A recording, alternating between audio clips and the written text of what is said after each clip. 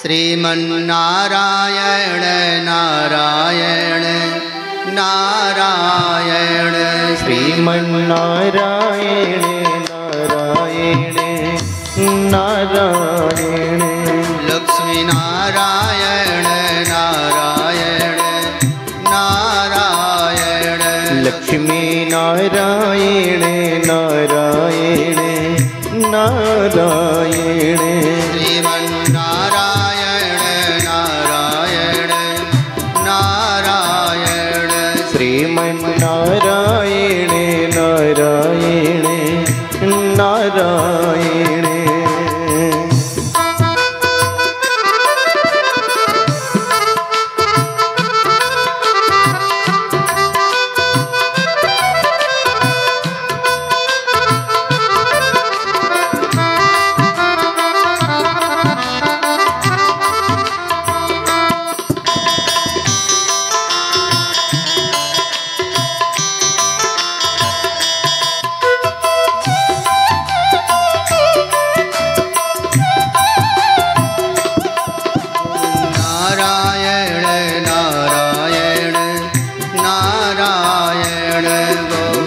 नारायण नारायण नारायण नारायण श्री हरि नारायण नारायण नारायण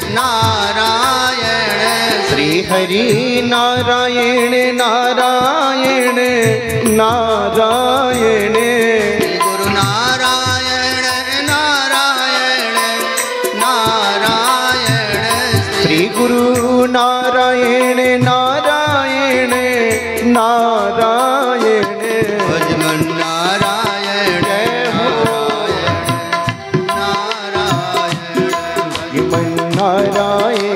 नारायण नारायण नारायण श्रीमन नारायण नारायण नारायण श्री है नारायण नारायण नारायण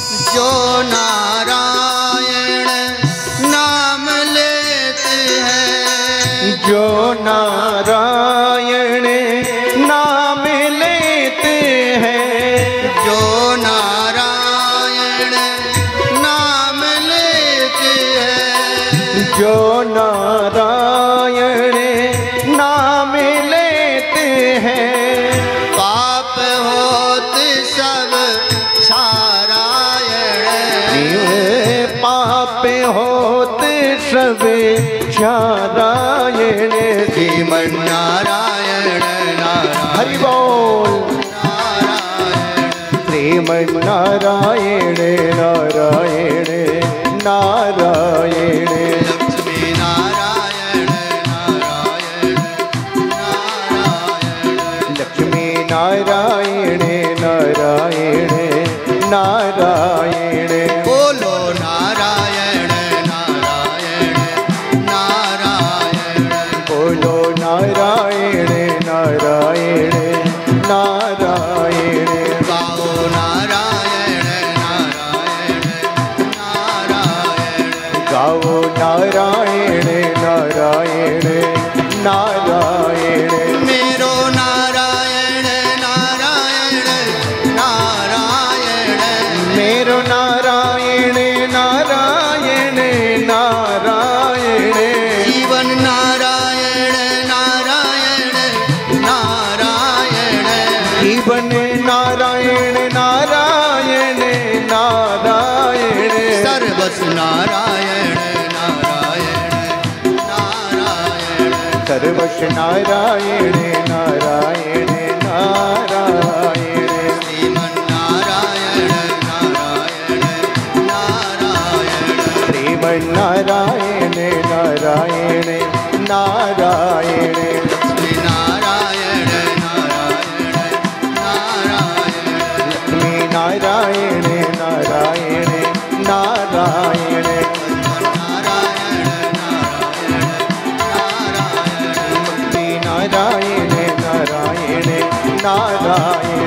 श्रीमन्नारायण नारायण नारायण श्रीमन्नारायण नारायण। जय जय श्री राधे, जय जय श्री राधे, जय जय श्री राधे।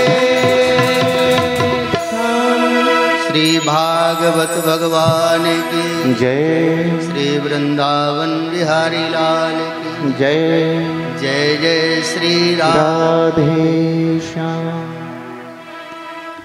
भक्त वांछा कल्पतरु तड़िद्विद वृंदक पीताम्बर धारी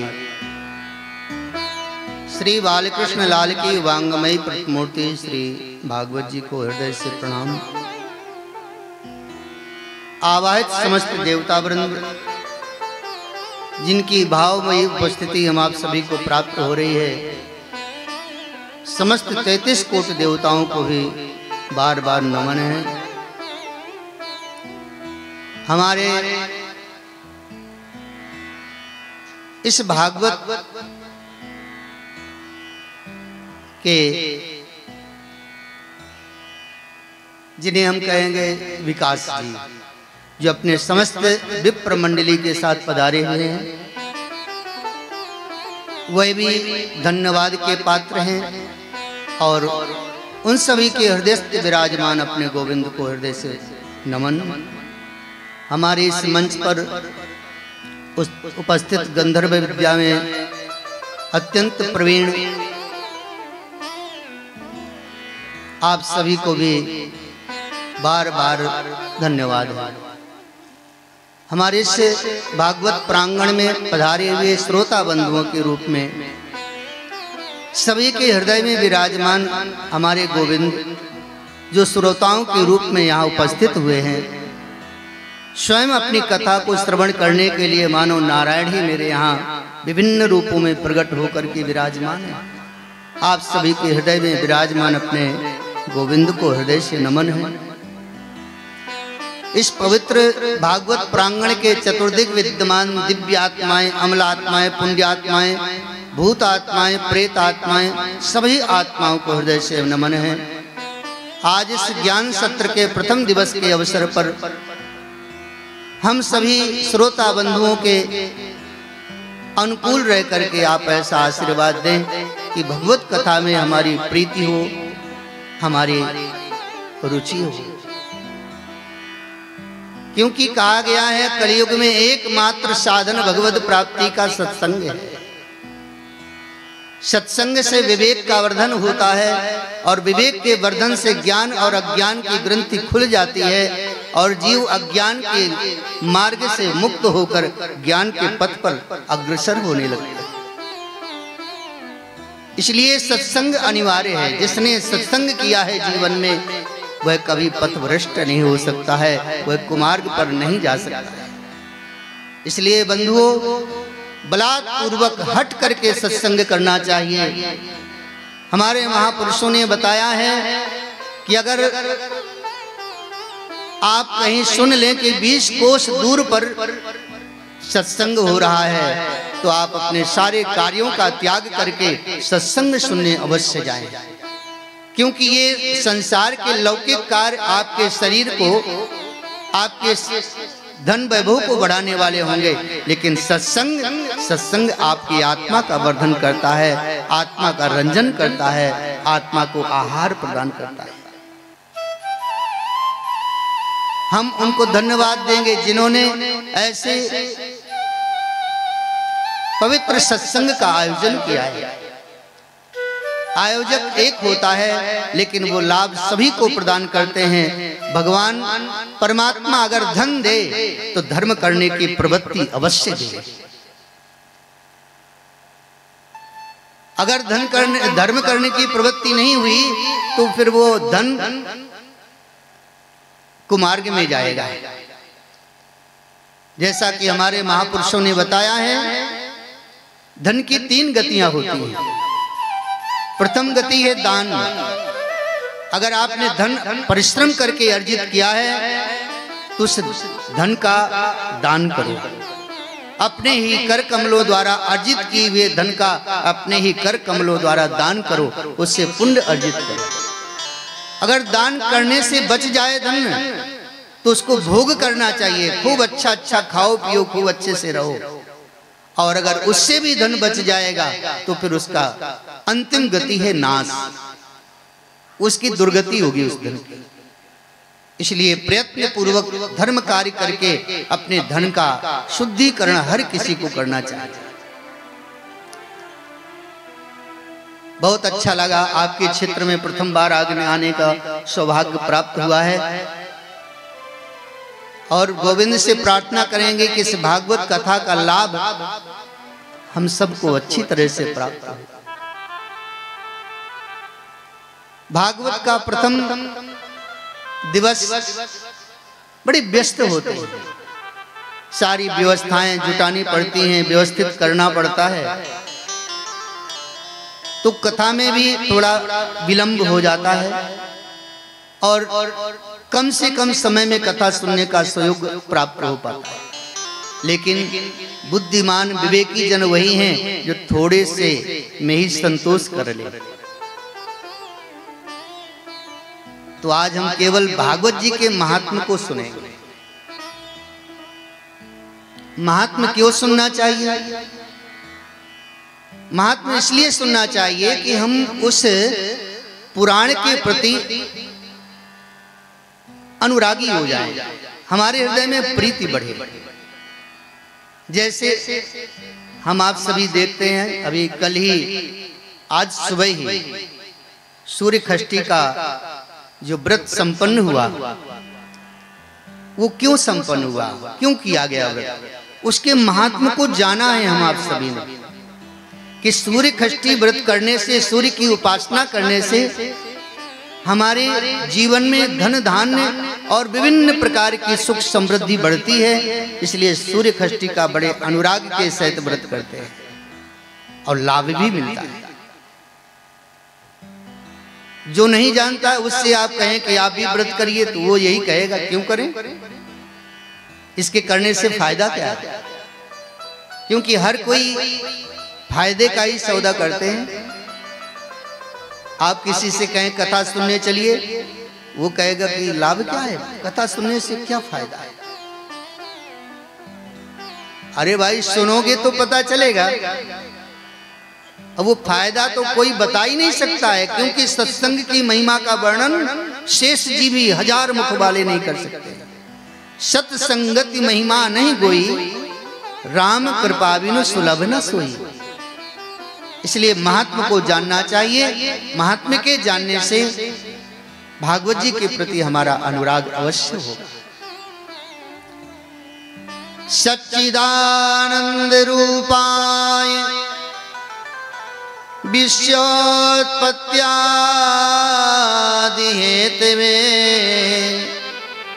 तापत्रय विनाशाय श्री कृष्णाय वयं नुमः। श्री व्यास जी महाराज जी ने पद्म पुराण के अंतर्गत भागवत जी के महात्मा का वर्णन किया, परमात्मा के स्वरूप का वर्णन किया है। परमात्मा का स्वरूप कैसा है? सच्चिदानंद। परमात्मा को तीन रूपों में विभक्त किया है, सत्य चित आनंद। जो सत्य है वो परमात्मा है, वही हमारे ठाकुर जी। जो चैतन्य चित स्वरूप है वह परमात्मा है, और जो आनंद स्वरूप है वह परमात्मा है। संसार में जितनी भी जो कुछ भी बल ऐश्वर्य जो कुछ भी दिखता है वह सब परमात्मा के सत्य स्वरूप का प्रभाव है। हम आप चलते फिरते दिख रहे हैं, इस शरीर में से सत्य निकल जाए तब क्या हम बोल सकते हैं, चल सकते हैं? हम कुछ नहीं कर सकते।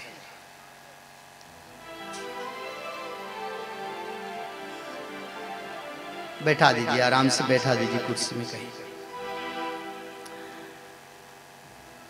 अगर हमारे इस पंच भौतिक शरीर से सत्य अपना संबंध विच्छेद कर ले तो क्या हम बोल सकते हैं? नहीं बोल सकते ना। हमसे कोई कहे महाराज थोड़ा सा प्रवचन कहिए, तो क्या बोल पाएंगे महाराज? किसी को देख नहीं पाएंगे, चल नहीं पाएंगे, कोई क्रिया नहीं कर सकते हैं, क्योंकि सत्य ने अपने शरीर से संबंध तोड़ लिया है। इसलिए सर्वत्र वो सत्य व्याप्त है। इसलिए कहते हैं राम नाम, क्या कहते हैं? राम नाम सत्य है। लेकिन उस सत्य को कहते तो हैं, ऐसे समय पे कहते हैं, उसके बाद फिर भूल जाते हैं। सत्य को निरंतर स्मरण करना है। सोते जगते उठते बैठते कर्म करते हुए कोई भी क्रिया कर रहे हो, सत्य का स्मरण करते रहो। इतना सरल साधन है भजन करने का। भजन करने के लिए आपको कर्म का त्याग नहीं करना है। कर्म करते हुए स्मरण करते रहिए परमात्मा का, यही भजन है। जैसे आप यहां बैठे हुए हैं, लेकिन घर का स्मरण हो रहा है कि नहीं? लेट हो जाएंगे तो डांट पड़ेगी घर में, ये भय बना हुआ है। घड़ी बार बार देखते हैं कि कहीं अगर लेट हो जाएंगे तो ठीक नहीं है। जैसे हम आप संसार का स्मरण करते हैं, वैसे ही परमात्मा का स्मरण होना शुरू हो जाए। हम कोई भी कर्म कर रहे हैं, हमारे गोविंद का स्मरण होता रहे। अरे ये संसार के संबंधी तो ये केवल इस शरीर तक ही है, लेकिन हमारे परमात्मा, हमारे ठाकुर जी, वो तो जन्म जन्मांतर के संबंधी है हमारे। इसलिए परमात्मा का स्वरूप क्या है? सत्य, जो सर्वव्यापक है। भगवान शिव जी से किसी ने पूछा कि बाबा भगवान कहाँ रहते हैं, परमात्मा कहाँ है? भगवान शंकर जी ने अपना अनुभव बताया कि हरि व्यापक सर्वत्र समाना, हरि व्यापक सर्वत्र समाना, प्रेमित प्रगट होहि मैं जाना। प्रेमित प्रगट होहि मैं जाना। हरि व्यापक सर्वत्र समाना, हरि व्यापक सर्वत्र समाना, प्रेमित प्रगट होहि मैं जाना। प्रेमित प्रगट होहि मैं जाना। वो परमात्मा प्रेम से प्रकट हो जाता। इसलिए परमात्मा सत्य स्वरूप है, चैतन्य। ये सब भासता है। चैतन्य सत्य दिखाई नहीं देता, लेकिन सत्य है। संसार की कोई भी ऐसी भूमि नहीं है जहां सत्य ना हो, कोई भी ऐसी वस्तु नहीं है जिसमें सत्य ना हो। ऐसे चैतन्यता प्रदान करने की सामर्थ्य परमात्मा में है।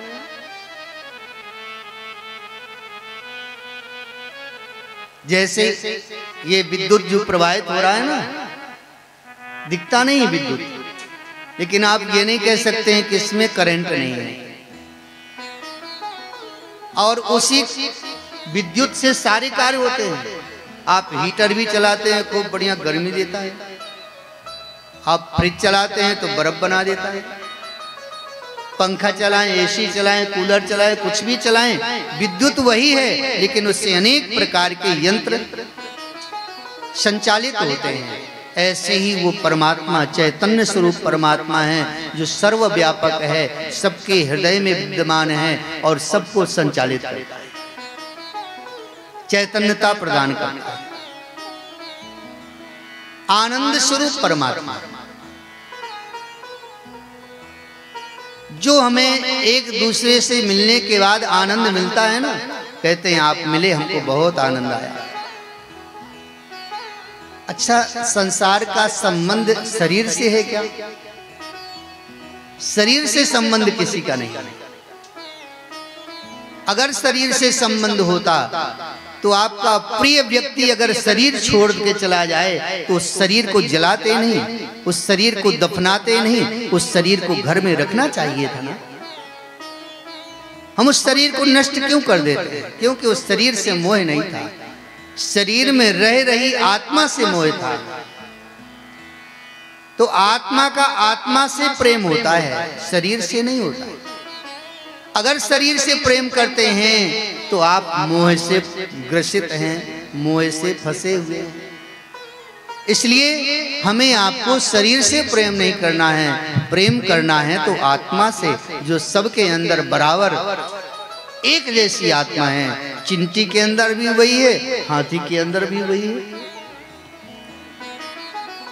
सबसे बराबर प्रेम करें, किसी से राग द्वेष ना करें, किसी से हमारा कोई विरोध नहीं है, ना किसी से प्रेम करें।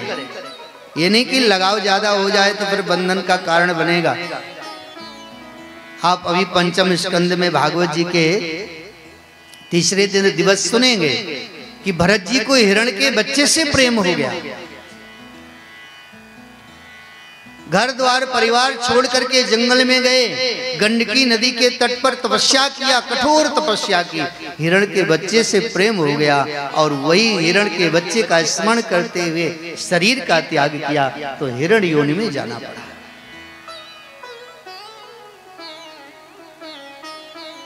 इसलिए संत जन कहते हैं, मान मेरा कहना नहीं तो पछताएगा, माटी का खिलौना माटी में मिल जाएगा।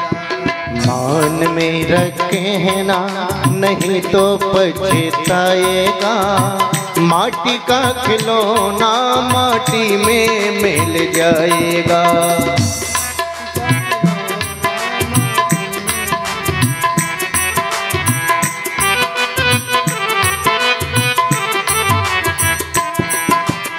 मान मेरा कहना नहीं तो पछताएगा, माटी का खिलौना माटी में मिल जाएगा। हो माटी का खिलौना माटी में मिल जाएगा, माटी का खिलौना माटी में मिल जाएगा।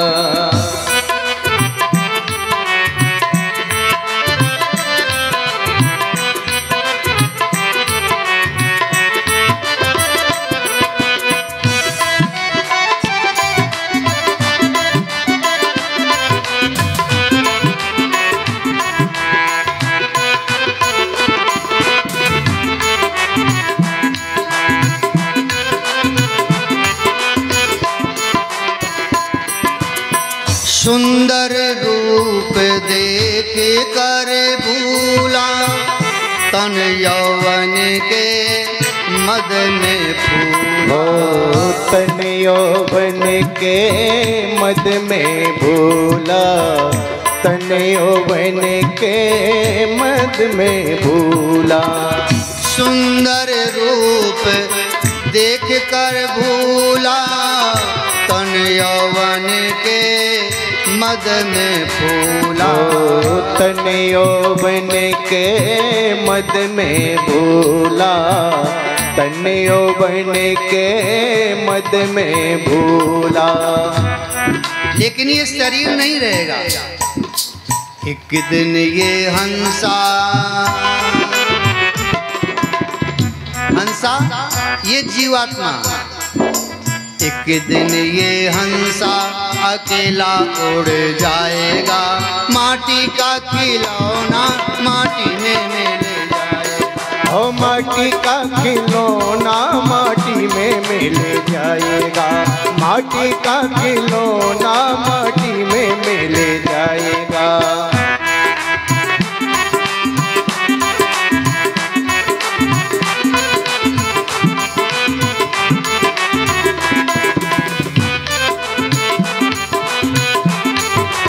संसार से हमने अनेक प्रकार के नाते बना रखे। पत्नी है, पत्नी का नाता, पिता का नाता, पुत्र का नाता, भाई का नाता, बेटी का नाता, इतने नाते बना रखे हैं, लेकिन परमात्मा से कोई नाता बनाया नहीं बनाया। असली नाता तो परमात्मा से ही होना चाहिए हमारा, ये सब छूटने वाले। पत्नी पति पिता और माता, सखा मित्र सहोदर भ्राता। ओ सखा मित्र सहोदर भ्राता, सखा मित्र सहोदर भ्राता। पत्नी पति पिता और माता, सखा मित्र सहोदर भ्राता। सखा मित्र सहोदर भ्राता, सखा मित्र सहोदर भ्राता। क्षण भर में नाता, इस संसार के नाते एक क्षण चुटकी में हमारा टूटने वाले हैं। क्षण भर में नाता सभी से टूट जाएगा, माटी का खिलौना माटी में मिल जाएगा। ओ माटी का खिलौना माटी में मिल जाएगा, माटी का खिलौना माटी में मिल जाएगा।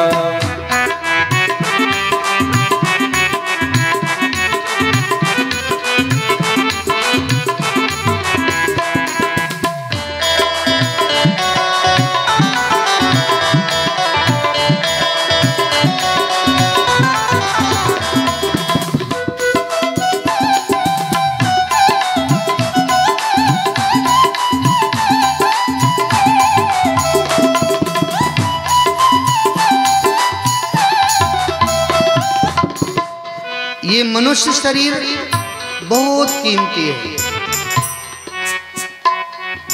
बड़े मुश्किल से परमात्मा ने हमें मनुष्य बनाया।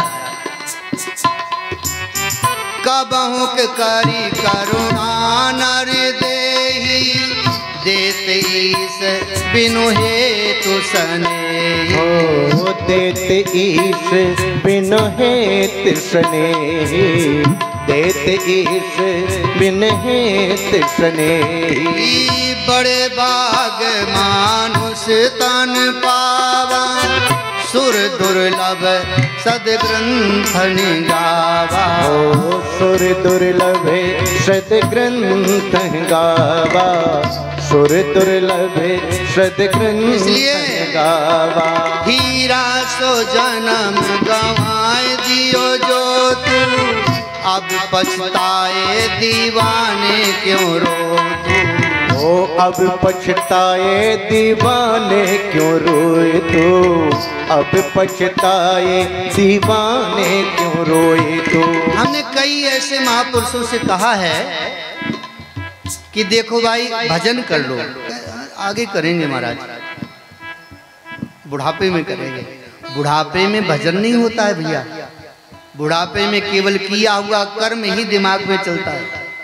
जो किया है अच्छा बुरा कर्म वही आपके दिमाग में चलेगा, आप कुछ कर नहीं सकते। अगर भजन किया होगा जवानी में तो फिर बुढ़ापे में आपका भजन अवश्य होगा। और जवानी में अगर संसार के विषयों को भोगा है, मनमानी आचरण किए हैं, तो बुढ़ापे में भी वही रील चलेगी महाराज, वही फिल्म चलेगी तुम्हारी। इसलिए कुछ संत कहते हैं कि जवानी में भजन करो, भजन करो भरी जवानी में, बुढ़ापा किसने देखा है। बुढ़ापा आएगा कि नहीं आएगा कोई गारंटी नहीं है, इसलिए जवानी में भजन करो। हीरा सो जन्म गंवाए दियो जो तू, अब पछताए दीवाने क्यों रो तू। ओ अब पछताए दीवाने क्यों रोए तू, अब पछताए दीवाने क्यों रोए तू। भूला मत रहना,